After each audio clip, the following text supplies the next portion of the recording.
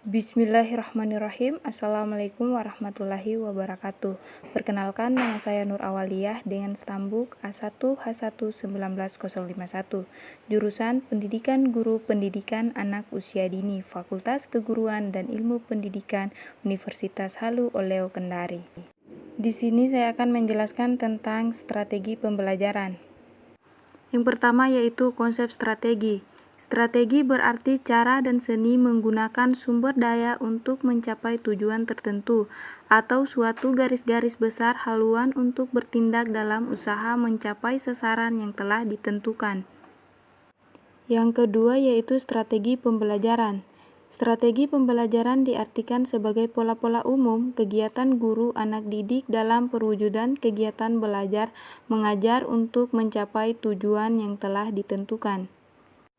Ada 3 jenis strategi dalam pembelajaran yaitu strategi pengorganisasian merupakan struktur strategi yang mengacu pada cara untuk membuat urutan dan mensintesis fakta, konsep, prosedur, dan prinsip yang berkaitan.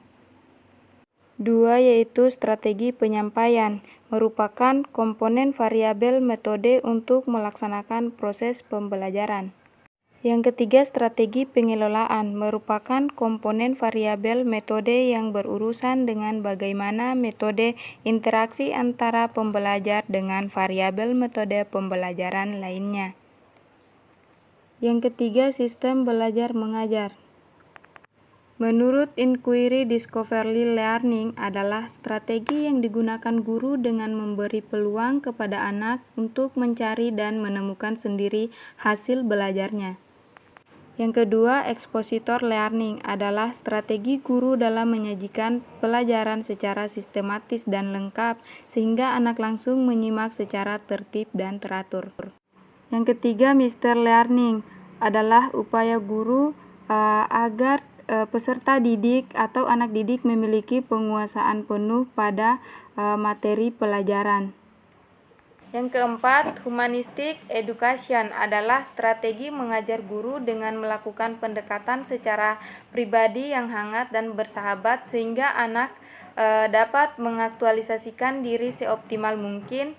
Pengorganisasian kelompok belajar, strategi guru dengan mengorganisir peserta didik dalam kelompok belajar sesuai jumlah anggota kelas. Pendekatan belajar mengajar. Di sini ada 10 pendekatan. Yang pertama, pendekatan individual adalah suatu pendekatan yang melayani perbedaan perorangan siswa sedemikian rupa sehingga dengan penerapan pendekatan individual memungkinkan perkembangannya potensi masing-masing siswa secara optimal. Yang kedua, pendekatan kelompok. Pendekatan kelompok adalah pendekatan yang dilakukan guru dengan tujuan membina dan mengembangkan sikap sosial anak didik serta membina sikap kesetiakawanan sosial. Yang ketiga yaitu pendekatan bervariasi. Pendekatan bervariasi adalah suatu pendekatan yang dilakukan guru untuk menghadapi permasalahan anak didik yang bervariasi dengan menggunakan variasi terkini pemecahan masalah tersebut. Yang keempat, pendekatan edukatif adalah suatu pendekatan yang dilakukan guru terhadap anak didik yang bernilai pendidikan dengan tujuan untuk mendidik anak didik agar menghargai norma hukum, norma sosial, norma moral, norma sosial, dan norma agama. Yang kelima, pendekatan pengalaman. Pendekatan pengalaman adalah pendekatan pengajaran membaca bagi anak pada umumnya. Yang keenam, pendekatan emosional. Pendekatan emosional adalah suatu usaha untuk mengunggah perasaan dan emosi siswa dalam meyakini, memahami, dan menghayati ajaran agamanya.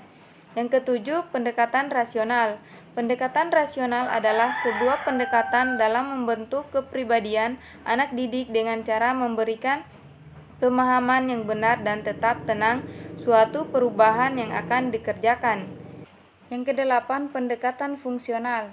Pendekatan fungsional adalah lembaga atau antara lembaga terjadi saling ketergantungan guna mendukung fungsi anggota masyarakat berjalan lancar. Pendekatan yang kesembilan yaitu pendekatan keagamaan. Pendekatan keagamaan adalah lembaga atau antar lembaga terjadi saling ketergantungan guna mendukung fungsi anggota masyarakat berjalan dengan lancar.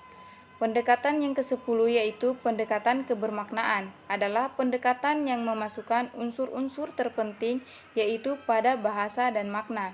Yang ke-6 yaitu faktor yang mempengaruhi pemilihan metode. 1. Anak didik. Anak didik berdasarkan aspek biologis, intelektual, dan psikologis. 2. Tujuan yang akan dicapai. 3. Situasi secara aktual. 4. Fasilitas pendukung. 5. Guru, kepribadian, latar belakang, pendidikan, dan pengalaman mengajar.